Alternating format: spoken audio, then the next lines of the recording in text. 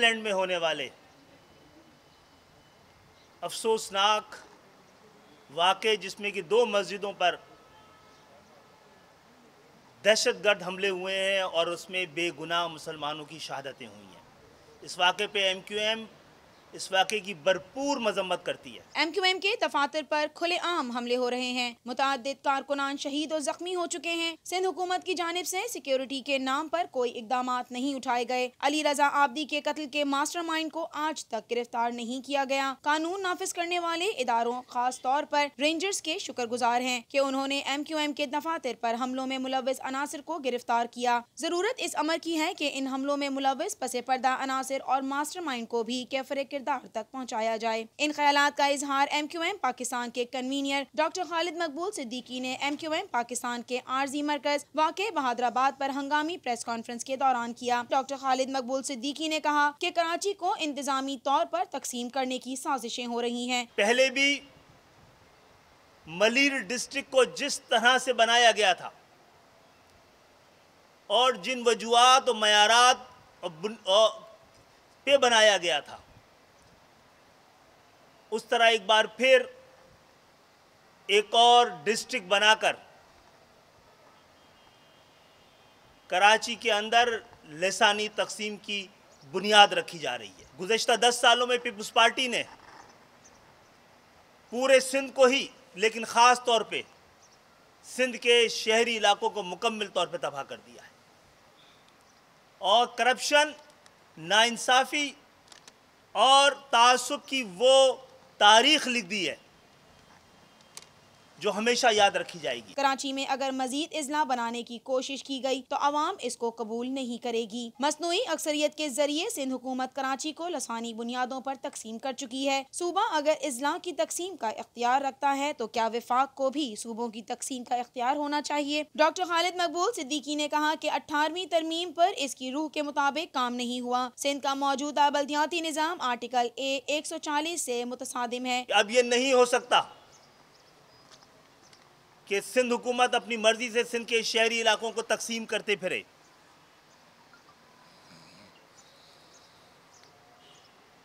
हम वज़ीर आज़म से ख़ास तौर पे कहेंगे कि वो सिंध के हालात पर तवज्जो दें और हमारे साथ सिंध के शहरी इलाकों के साथ जो मुतवातिर नाइंसाफ़ी हो रही है, नाइंसाफ़ी सतह पे, जिससे आइन, कानून और इंसाफ के तमाम तकाज़ों की धज्जियाँ उड़ रही हैं।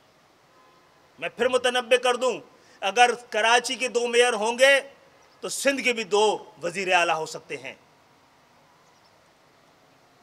और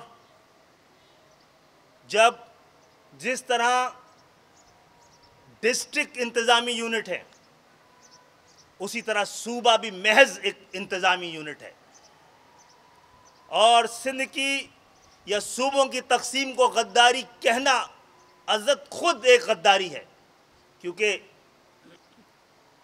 सिंध या कोई भी सूबा मुल्क नहीं है कि उसकी तकसीम का मुतालबा न किया जा सके। वज़ीर आज़म पाकिस्तान सिंध के साथ होने वाली नाइंसाफियों पर तवज्जो दें। अगर तवज्जो नहीं दी गई तो सिंध के शहरी अवाम सड़कों पर आएंगे। हम वज़ीर आज़म पाकिस्तान से मुतालबा करते हैं कि इस पे फौरी इक़दामात कराए जाएं, वरना सिंध के शहरी इलाकों के लोगों के पास इसके अलावा कोई चॉइस नहीं रह जाएगी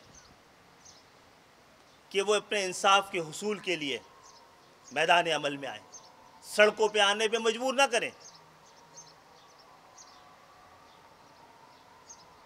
सिंध की इस मुतासिब हुकूमत ने सिंध के शहरी इलाकों को बेयार व मददगार छोड़ा हुआ है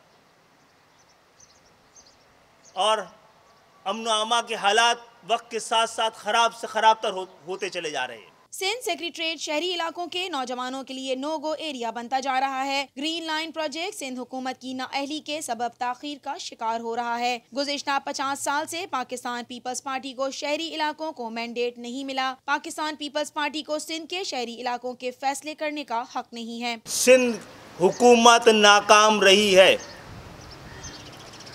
और तकसीम अजला की नहीं बल्कि सूबे की होनी ज़रूरी है और इसके साथ साथ गुज़श्ता 50 साल में पाकिस्तान पीपुल्स पार्टी को कभी भी सिंध के शहरी इलाकों का मैंडेट नहीं मिला है और जमहूरियत का तकाजा यह है कि जिसके पास जहां पर जितना मैंडेट हो उतना ही इख्तियार होना चाहिए। लिहाजा हम समझते हैं कि जमहूरियत की रूह के मुताबिक पाकिस्तान पीपुल्स पार्टी को सिंध के शहरी इलाकों के फैसले करने का हक हासिल नहीं है, ना ही इजला की तकसीम का, ना ही पैसों की तकसीम का।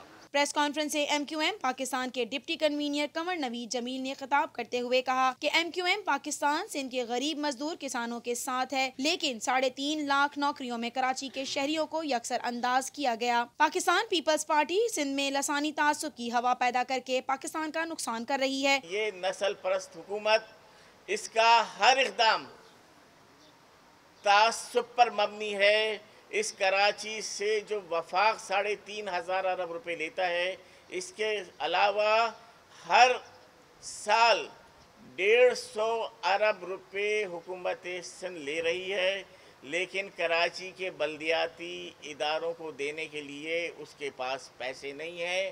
कराची की गली गली मोहल्लों में रहने वाले लोग छोटी छोटी अपनी बुनियादी ज़रूरियात के लिए परेशान हैं। प्रेस कॉन्फ्रेंस के अख्तिताम पर मेयर कराची वसीम अख्तर ने कहा कि पीपल्स पार्टी की हुकूमत ने कराची को पहले ही कई हिस्सों में तकसीम किया हुआ है और अब पीपल्स पार्टी सिंध में मजीद अपनी मर्जी के कानून बना रही है। पाकिस्तान पीपल्स पार्टी पाकिस्तान के सबसे बड़े शहर कराची के साथ खिलवाड़ करना बंद करे। जिस तरह से कराची को डिवाइड किया गया और किया जा रहा है, मैं समझता हूँ कभी भी इस डिवीज़न से गुड गवर्नेंस नहीं हो सकती। MQM सबसे बड़ी जमात है कराची की, सबसे बड़ा मैंडेट 3rd टियर का MQM के पास। पीपल्स पार्टी के पास मुख्तलिफ इलाकों में कहीं दूसरे नंबर पे या कहीं तीसरे नंबर का मैंडेट है। तो आप ये फैसले कैसे कर सकते हो without calling interest, public interest, without calling suggestions from other big parties of this 3rd tier of government. ये बिल्कुल नाजायज़ है, 140A की नफ़ी है। कराची को तबाह किया जा रहा है। कराची पूरे मुल्क को पालता है। कराची में 2 पोर्ट्स हैं। अगर 18 अमेंडमेंट करने के बाद आपके पास अथॉरिटी आ गई है तो इसका मतलब ये नहीं है कि पाकिस्तान के सबसे बड़े शहर के साथ खिलाड़ किया जाए। आप उसकी रेवेन्यू को, जो रेवेन्यू जनरेट करता है, जो कराची बजट बनाता है पूरे मुल्क का, उसको डिस्टर्ब कर रहे हो। यहाँ का जो पहले टैक्सेस आते थे वो कहाँ हैं, वो किधर खर्च हो रहे हैं?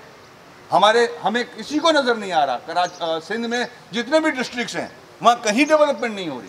तो फेडरल गवर्नमेंट को इसके अंदर कंसर्न अपना शो करना चाहिए, इस पे नोटिस लेना चाहिए।